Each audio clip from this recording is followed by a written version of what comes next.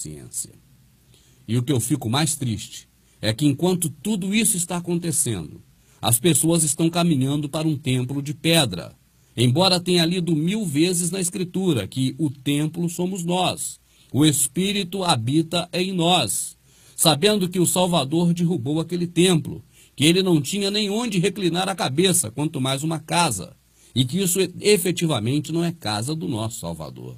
Assim as pessoas esquecem que só há um pastor, um só é o nosso pastor, e esse é o Salvador. As pessoas esquecem que só há um mediador entre o Criador e o homem, o Salvador, homem, e vão atrás de líderes religiosos, vão atrás de pastores mentirosos, de pessoas que enganam os outros a troco de dinheiro, não lendo na própria Escritura que muitos seguiriam as suas dissoluções, pelos quais o caminho da verdade seria blasfemado.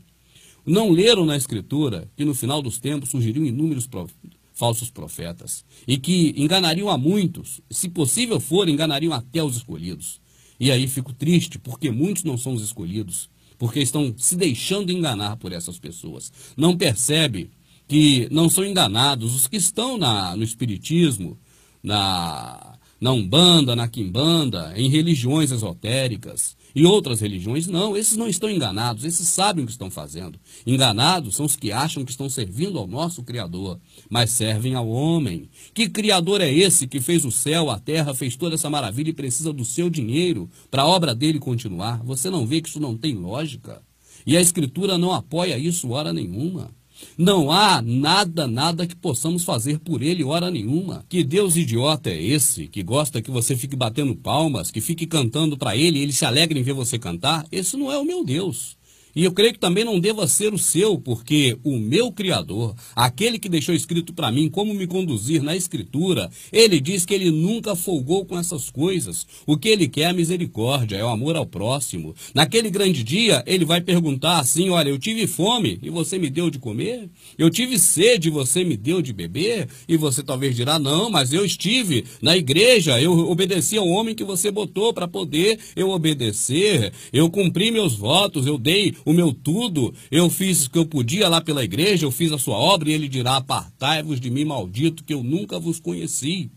Amado, o que você está servindo nesses locais não é o Criador.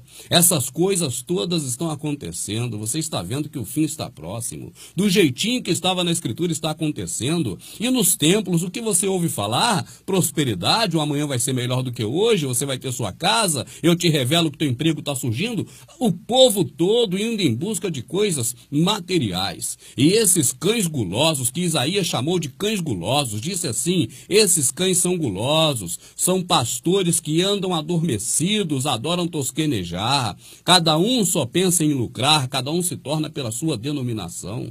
Esses cães gulosos que Isaías já denunciava na sua época, o seu profeta, são exatamente esses que te puxam para esses lugares, invertendo a Escritura.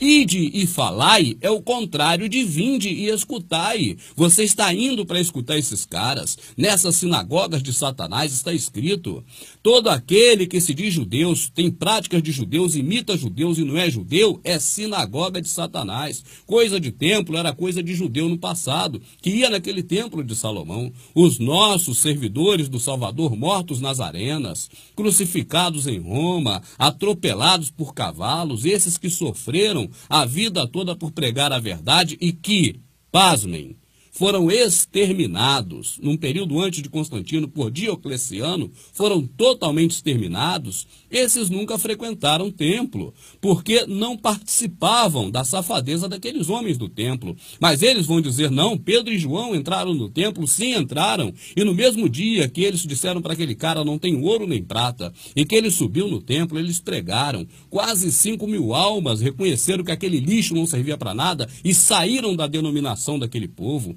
Tanto que os líderes lá daquela religião prenderam os dois, deixaram os dois presos e julgaram e iam matá-los se eles não fossem libertos pelo próprio Criador. Assim, amado, leia a Escritura que ninguém te engana, porque esses homens que estão aí, eles não estão preocupados em te falar a verdade, nem do que está acontecendo, e nem das coisas da Escritura, mas eles mentem terrivelmente. Quando eles dizem não deixai vossa congregação, como é costume de alguns, leia o texto todo e vai ver que Shaul, Paulo, está falando para você não largar a graça, ou seja, a nova aliança, e voltar para a lei de Moisés e fazer prática da lei de Moisés como dízimo, porque o dízimo é lei de Moisés, você não sabia? Está escrito, porque pela lei de Moisés, apenas os levitas têm direito de tomar o dízimo, embora todos os judeus lá tenham nascido do lombo de Israel, todos os hebreus. Agora eu pergunto, seu pastor é hebreu, ele nasceu direto daquela nação? Ele é judeu, ele é alguma coisa disso? Somente os levitas tinham direito de tomar o dízimo segundo a lei de Moisés. Dízimo é lei de Moisés. Eu quero que um cachorro desse, um cão guloso desse, me mostre na Escritura onde que dízimo é dinheiro. Onde tem dízimo de dinheiro. E o dízimo foi ordenado para o povo de Israel, para Israel, no período de Israel, até a vinda do Salvador. Quando o Salvador morreu, ele disse, o véu do templo se rasgou de alto a baixo e as pedras se fenderam.